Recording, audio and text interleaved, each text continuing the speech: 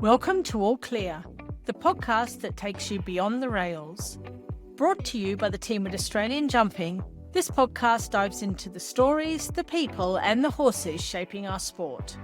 Whether you're a seasoned competitor or simply love the thrill of the clear round, All Clear delivers the conversations that matter. Hit subscribe and join us for a fresh perspective on the sport you love.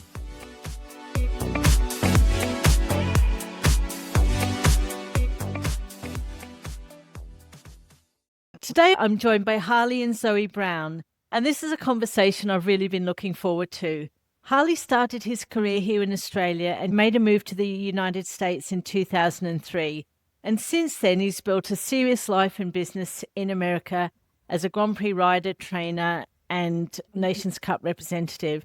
Alongside him today is Zoe Brown, his daughter, and she's grown up surrounded by that world, but she's very much now carving her own place in this sport. So welcome to All Clear, Harley and Zoe. Thank you for having us.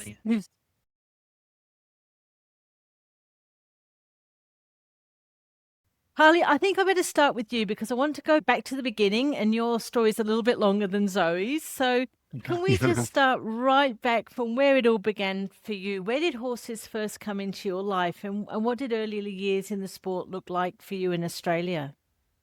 Yeah. So my mother and father both rode. My father played polo. My mother rode dressage and foxhound too. Grandmother was a really good rider. There was always a horse. And in the early years, I think one of the first times my mother virtually made me ride. I was about motorbikes and football. And she said, no, you're going to ride a horse. You're going to go to pony club. And I said, okay. So I did begrudgingly. And it's funny, you had Les Bunning on the show the other day. And my father was an editor of the Weekly Times. I don't know if you Victorian publication might be, took me to the Barrowstock Horse of the Year. And funnily enough, Les won it. And I'll never forget because Dad took me around the back after to introduce me to Les, and he had this beautiful girlfriend, Carol Earl. And I was probably 10, maybe. And I thought, oh, this is really cool. The horses had studs in and they looked pretty smart. And the jump off was really cool. I think it was against Eric Musgrove, and Les came out on top that time. Anyway, just progressed from there. And then the other guy you had on, Guy Crichton, sport best junior jump, probably is one of the reasons I've got me going, a horse called Onboard off Guy. And he was a big influence on me as well. And from there, I started getting lessons from Newtondale, and Ernie Barker was a huge influence in my life at that stage. And I went through all the junior jumpers and onto World Cups and qualifiers and stuff like that. And I've had many trainers in Australia, Robbie Allen, Gavin Chester, Stephen, Susan Bond.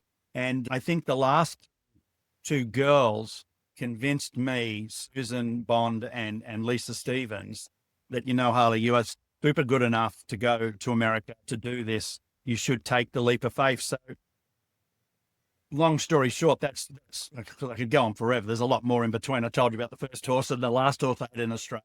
And I got this particular horse called Blue Diamond, and I took it to America and landed in Wellington with a suitcase and a horse in one hand and a suitcase in the other, and never met this person. I'd got a job and kind of liked it, and I never went home. That must have been a massive decision, though, still. I mean, you obviously had the dream, but that's still a massive decision to do such a big move, isn't it? Look, it was. It's Australia's very comfortable. Like, it's very easy. You can make a nice living. Well, you used to. I don't know whether you can now, but it was very easy back then. And you'd get a truck and you'd take you to shows and you'd do your stuff during the day. But I always wanted more. And I always said to myself, I had a very, very good horse when I was about 21, 22, 23, called Johnny Be Good, that I owned with another girl. And we sold it for a huge amount of money at that time. And I always said, if I ever got another horse that was as good as that, I'd take it overseas. And I did. And I did take it overseas, but it's a funny story because he lasted about 12 months over here and he broke down. But I had found another horse here, a dressage horse it was, became the best horse I've ever had in my life. And that was a horse called Cassiato, which I built my business, built my life around over here. And he's the reason that Zoe's mother, Olivia, and Dexter and I are all dual citizens and Americans because of what he did for me over here and put me on a very big stage. Still, the first few months and years in a new country before you've got your business really off the ground. Well, I'll tell you now, huge. I'll tell you now, when I came here, when I spent an Australian dollar, it was $2. Every Aussie dollar I spent was $2 American. So I was betting money like it was going out of fashion. And, it toughens you up. It makes you hard. And you've got to win money with the horses. And luckily, I was lucky enough to have a good horse that started in numerous Grand Prix and did really well. And I just never gave up. He was quite famous over here. And he was one of the best horses on the West Coast. And he competed on the East Coast too with considerable success. And from that, I grew that business. And then we made a life-changing move because we were in a place called San Luis Obispo, which is on the Central Coast, which is beautiful. But it was round about time the mortgage crisis hit over here. I don't know that Australia had that when all these housing loans came and like every second house was for sale and people ran out of money. So we knew we had to move because there wasn't as much money there anymore. And so we up sticks and left again in 2012 and moved to where we are now in San Francisco. And it was hard again for 12 months. It was like, what have we done? And we grew to be one of the biggest businesses in California on the West Coast, to be massive. So yeah, it's been hugely successful and rewarding for both Zoe's mother and myself. Very financially stable. We have good businesses, and and we produced this little bundle of joy right here. And I think we should move on to that bundle of joy now, Zoe. Let's bring you into the conversation. So you've grown up in a world where horses weren't just a hobby. What were your earliest memories, and were you always keen right from the beginning? Yeah, I'd say early on, I always had a big love for horses. I didn't love riding them as much, but I really just loved being around horses. And I think my dad's horse, Cassiato, really cemented that love for horses for me. So I always was coming back to them because my parents are trainers and our life is revolved around horses always. I think when I was about 11, I would always fall off and quit. And I think I fell off one time when I was 11 and decided that I was going to get back on. I was going to keep trying. And from there, I haven't looked back, and I started taking my career more seriously. And here I am now. And Dad, were you really keen for Zoe to get into the horses? Not at all. Mm-mm. No, I did not make it easy at all. I couldn't have cared less whether she rode or whether she didn't.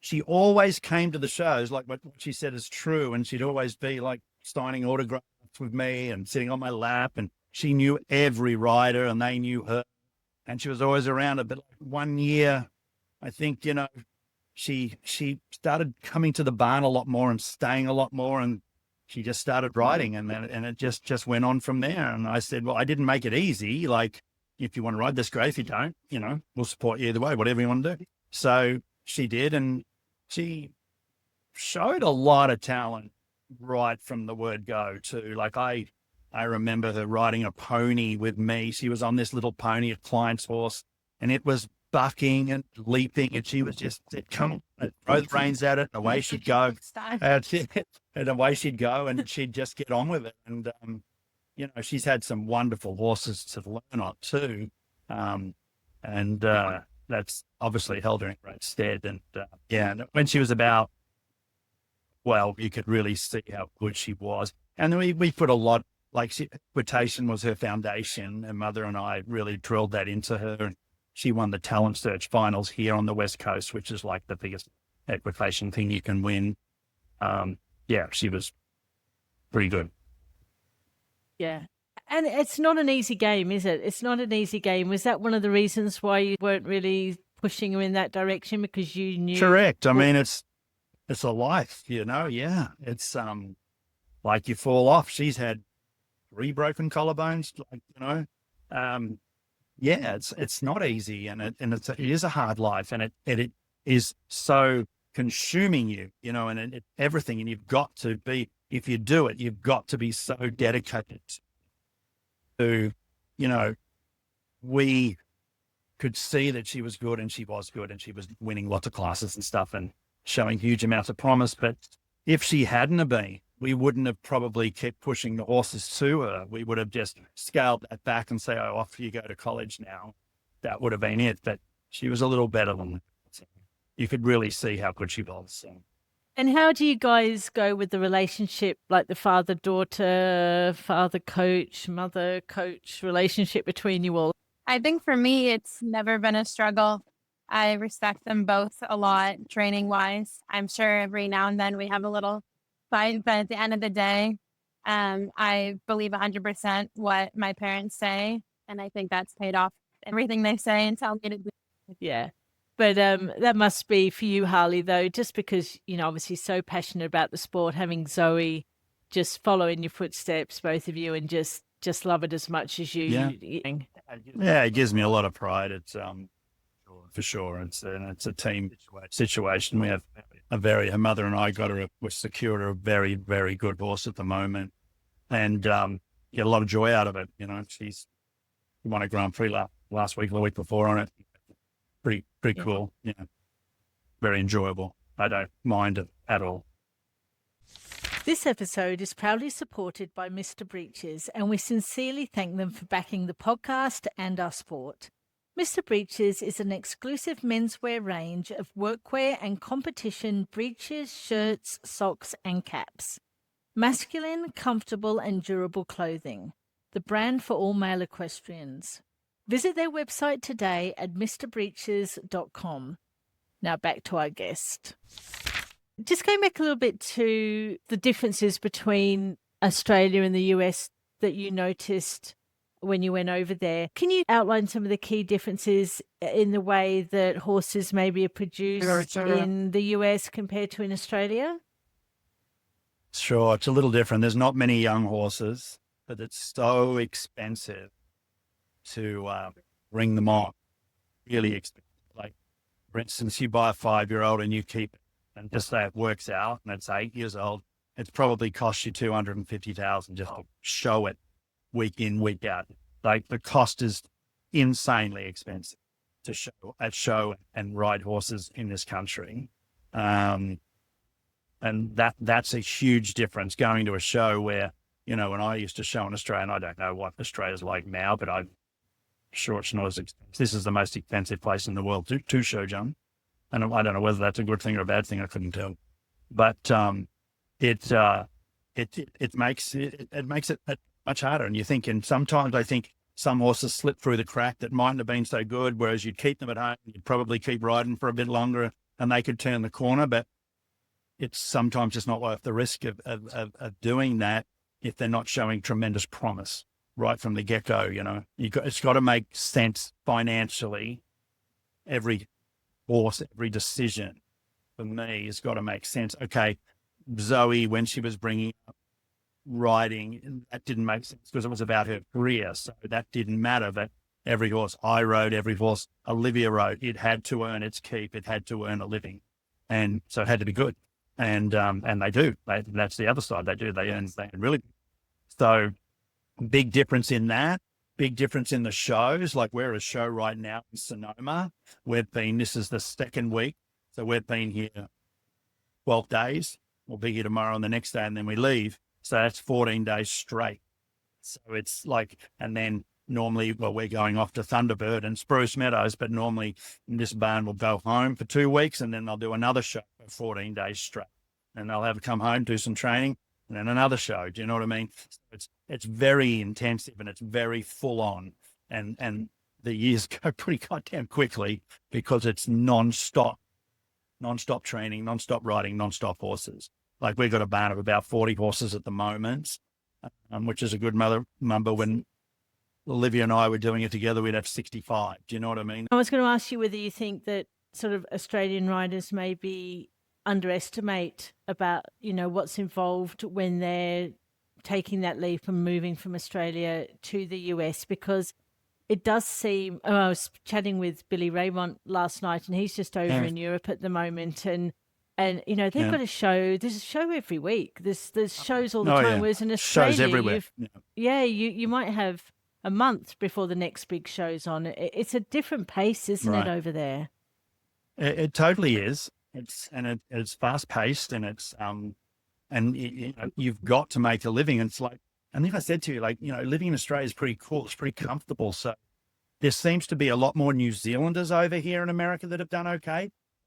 Not many Australians. When they come, they don't last. They don't stay very long. For whatever reason, it's difficult. It's not easy. And I think that probably wears thin after a while, like living out of a suitcase. And, we do it in a completely different way than obviously we were doing it when we were at home, going to shows, staying in your trucks and your trailers or whatever. We book into a hotel, we Airbnb, whatever it is. Do you know what I mean? And we have grooms, and, with 8 horses, you'd have 3 grooms. Do you know what I mean? It's just full on. Very professional. Do you ever miss the Australian way of doing things? Yeah. I mean, as a professional, no. But, I bought a house in Mornington last year on the beach. I think we went and had a look at Bonio's show and stuff. I don't think I'll ever come back and ride again, but I could certainly come back and maybe coach one day a week or something, to keep my hand in, or my partner. She'll probably ride, and, maybe we'll come back one day. I don't really know. But when that is, I wouldn't have a clue.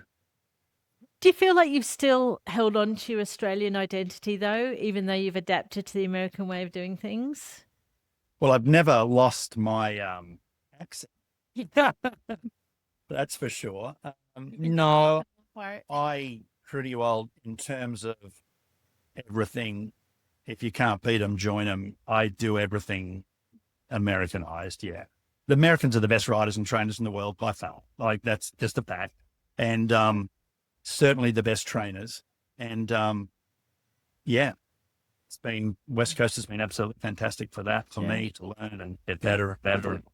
And how do you balance your competitive journey yourselves with all the things that you have to do with looking after your business, your clients, their horses? That's just it. You can be, you can be at a show, 5 or 6 different rings. You have clients in every single ring.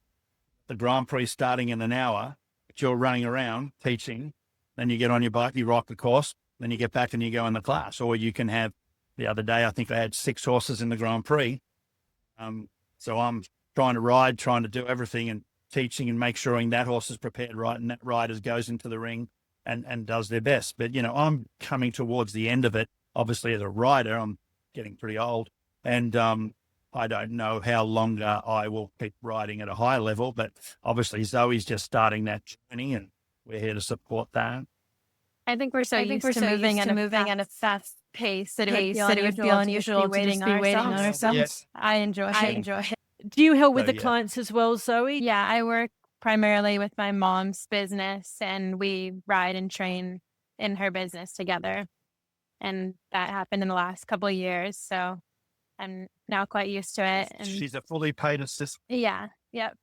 Harley, can you just go back and recount for us some of your most special competitive experiences? What sticks out there for you with everything you've experienced in your career? I mean, obviously the winning World Cups is fantastic, but I think the biggest thing that I drew comfort from, being with a family, we have a son as well who's 15, but, going back, as you say, I think the thing that gave me the most satisfaction, that we could do this sport and we could send our kids to private schools. We could, buy nice houses and live a life that was not just a grunt on the road going to shows to show. Do you know what I mean? Like, we could live a normal life and afford a nanny, all those sorts of things, and give our family what we needed. and doing what we love, that was huge. That was very satisfying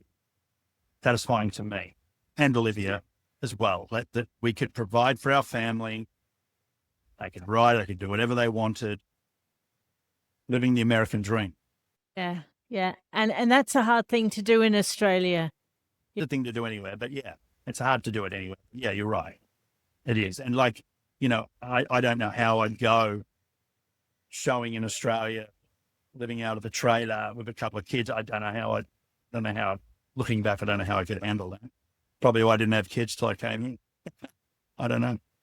Zoe, you've really stepped up into the top levels over the past few years. And let's just talk about what some of your most memorable experiences have been so far when you've been competing at the top level.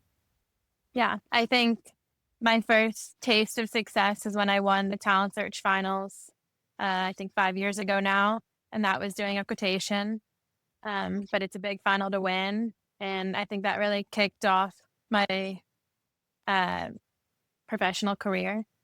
And now that I'm a professional in this industry, I've started to get a couple of nice horses, primarily Con Aperol right now, who I think is the best horse I've ever sat on. So far, at least, he's showing a lot of promise, and I'm very excited for our future. I think the beginning of this year has probably been one of my most successful at the FEI level, with Con Aperol placing in 3-star Grand Prix, jumping my first 5-star Grand Prix with one down was probably the highlight of my career so far, even though there wasn't a result or placement to that. I was very excited, and I think it's kicking off my summer. Zoe, you know, too, just being a bit bashful, Zoe was Grand Prix Rookie of the Year when she was 15, which is, I think, the youngest ever in California. So she had some pretty good horses and she did some pretty goddamn well. So she was winning Grand Prix, and I think she won her first Grand Prix at Thermal under lights in front of everyone when she was 16. And she rounded them all up against the clock, and it was fast and it was furious. You know, she's had some huge things along the way to where she is now, but she does now find herself with the best horse of her life. And he is a superstar. So we're very excited for that, which is why we're going up to the Nations Cup and going to Spruce Meadows. We really believe in the horse.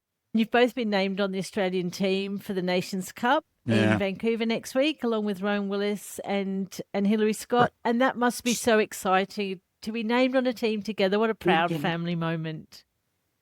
It's great for us to be riding together. I think that's fantastic. But basically, you've got Gavin Chester rang me up about 3 weeks ago, and we said, "We need you. Can you get a horse?" I said, "Sure, get me 48 hours."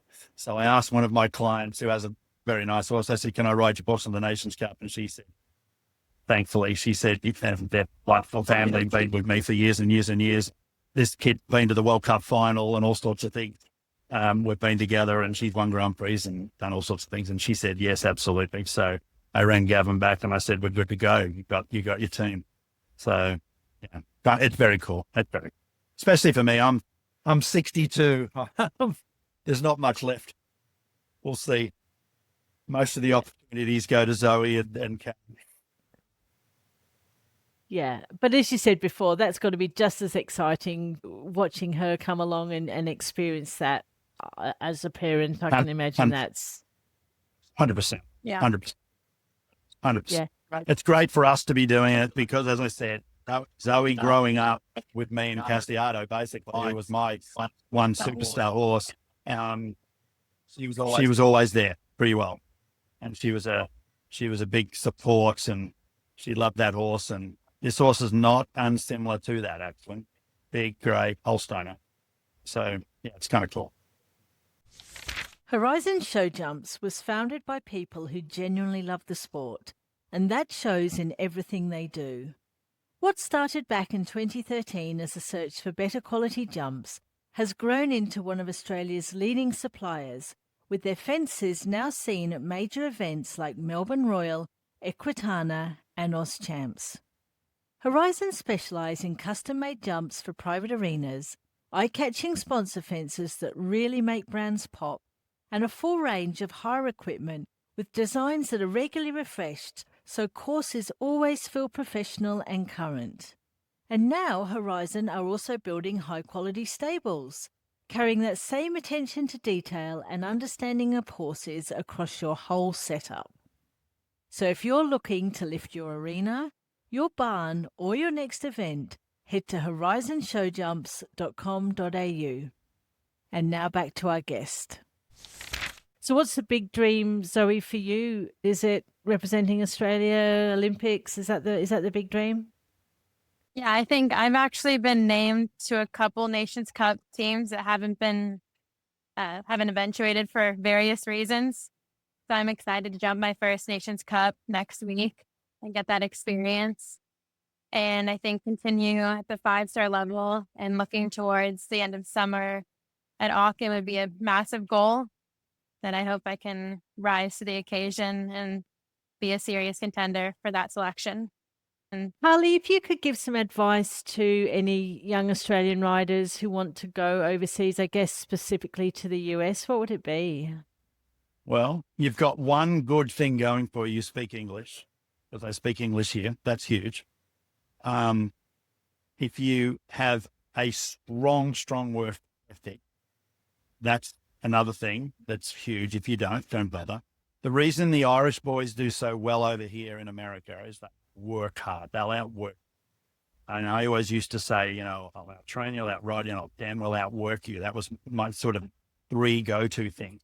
And as long as you're a perfectionist and you want to get better and you want to do it, sure, give it a try. It's not easy. It's not for everybody. That would be my advice. Work. Try, and never give up. A quick shout out to Divas Beverages, home of the Glades Cocktail Liqueur and VCAT Vodka ranges. Great drinks, great people, and great supporters of our sport. Now back to our guest.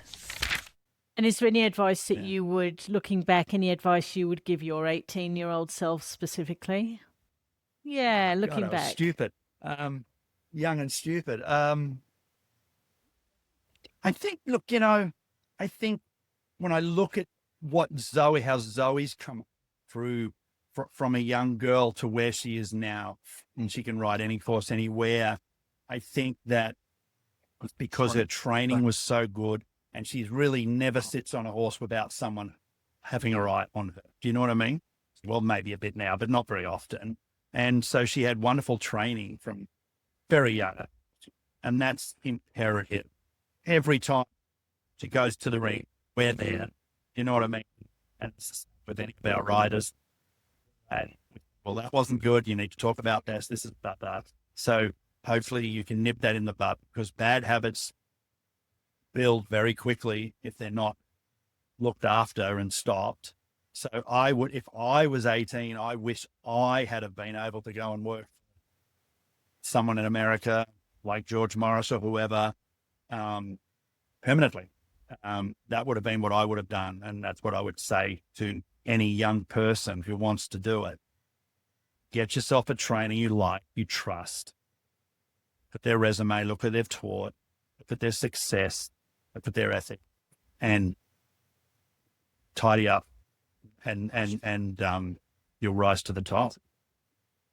Like basically, like with especially Zoe, as I keep going back to equitation, it's all just good show jumping riding at a very low level in terms of the heights of the jumps, but it's teaching to do the right amount of strides. It's teaching them to do the right on the right lead change. It's teaching them to sit still. It's teaching them to have right equitation.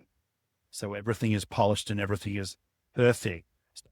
And that can be, sometimes that can be stifling.